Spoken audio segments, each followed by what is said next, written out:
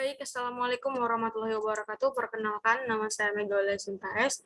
Dengan NIM 1916030035.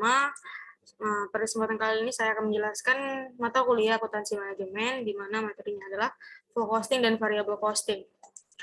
Nah, menurut definisi dari full costing, costing adalah suatu metode di dalam dunia akuntansi yang menjelaskan bahwa seluruh biaya yang dikeluarkan di dalam proses produksi, baik biaya variabel, biaya tetap, biaya langsung, biaya investasi, dan seluruh biaya yang dimanfaatkan untuk proses produksi. Dan ini juga sebagai indikator penting untuk menghitung total biaya per unit atau harga pokok produksi di dalam suatu kegiatan bisnis. Sedangkan pengertian dari variable costing yaitu harga pokok produksi variabel yang merupakan salah satu cara penentuan harga pokok produksi yang dapat membebankan setiap elemen biaya produksi seperti biaya overhead dan biaya bahan baku dan biaya tenaga kerja. Nah, contoh dari penyajian laporan HPP pada dua metode ini bisa kita lihat pada layar. Untuk full costing, item-item yang dimasukkan untuk penyajian laporan HPP-nya ada seperti harga pokok produksi seperti biaya bahan baku, biaya tenaga kerja langsung, biaya overhead pabrik tetap, biaya overhead pabrik variabel. Itulah item-item yang disajikan pada metode full costing untuk harga HPP-nya. Kemudian untuk variabel, itu item-item dimasukkan seperti biaya bahan baku, biaya tenaga kerja langsung, biaya overhead pabrik variabel. Nah, perbedaannya dari full costing dan variable costing, pada variabel itu tidak dimasukkan biaya-biaya tetap seperti biaya overhead pabrik tetap. Sedangkan di full costing, semua biaya dimasukkan untuk mendapatkan HPP perusahaan. Lanjut ke contoh penyajian laba rugi. Kita lihat pada contoh soal untuk menentukan laporan laba rugi dari dua metode ini. Contoh soalnya, misal data produksi dan keuangan pada PT Sinar Bahagia di bulan Januari 2020. Pada tahun pertama, persediaan awal produksi masih nol. Kemudian perusahaan Sinar Bahagia memproduksi 2.000 unit dan terjual sebanyak 16.000 unit pada tahun itu dengan harga jual 300 per unitnya. Kemudian biaya penjualan dan admin variabel itu Rp10 per unit. Kemudian biaya penjualan dan administrasi tetapnya itu senilai 100.000. Kemudian ini adalah item-item biaya seperti bahan baku, biaya tenaga kerja, BOP variabel, dan BOP tetap. Nah, pada variable cost itu BOP tetapnya tidak dimasukkan. Sedangkan pada full cost itu ada BOP tetapnya, yaitu senilai Rp25. Kemudian contoh penyajian laba ruginya pada full costing, penjualan pada soal tadi itu adalah 16.000 unit. Dikali 300 sama dengan 4.800.000. Kemudian dikurangi HPP sejumlah 3.600.000.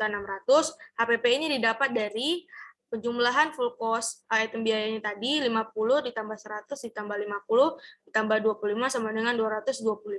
Kemudian dikalikan dengan penjualan sebanyak 16.000. Dapatlah hasilnya 3.600. Kemudian dikurangi mendapatkan laba kotornya sekitar 1.200.000.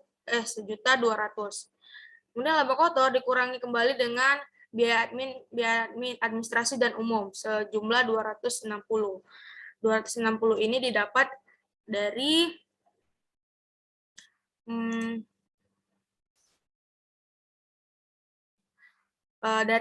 biaya penjualan sebanyak 16.000 dikali 10 rupiah per unitnya sama dengan 160.000, kemudian ditambahkan dengan biaya penjualan dan administrasi sebanyak 100.000. Dapatlah hasilnya 260. Kemudian laba kotor dikurangi dengan biaya admin dan laba bersih dari metode full costing ini adalah Rp940.000. Kemudian laporan laba rugi dengan menggunakan metode variabel seperti yang tertera di slide, dengan penjualan 16.000 dikali Rp300, dapatlah hasilnya ini. Kemudian dikurangi biaya variabel. Biaya variabelnya HPP variabelnya itu 3.200.000. Mengapa 3.200.000? Karena pada full costing itu BOP tetapnya dimasukkan, sedangkan pada variabel cost itu BOP tetapnya tidak dimasukkan, jadi jumlahnya 3.200.000. Kemudian ditambah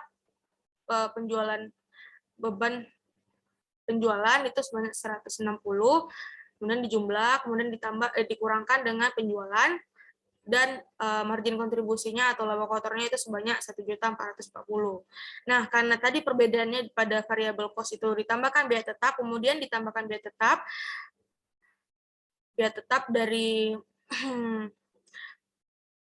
dari variabel cost ini adalah 500, karena tadi ini full cost. Nah, ditambahkan kemudian biaya administrasinya 100, dapat total 600, kemudian 1.440 dikurang dengan 600 dapat hasilnya 840. Kemudian dari rekonsiliasi laba kedua metode itu dimasukkan laba dari variabel costing itu sebanyak 840, kemudian BOP tetap tertanam pada persediaan akhir. Dari jumlah produksi sebanyak 2.000 yang laku hanya 16.000,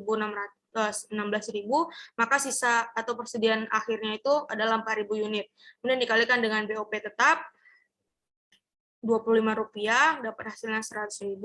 Kemudian laba bersih dari variabel costing ditambahkan dengan BOP tetapnya 100, maka laba bersih dari full costing adalah 940 sesuai dengan laporan laba rugi metode full costing 540.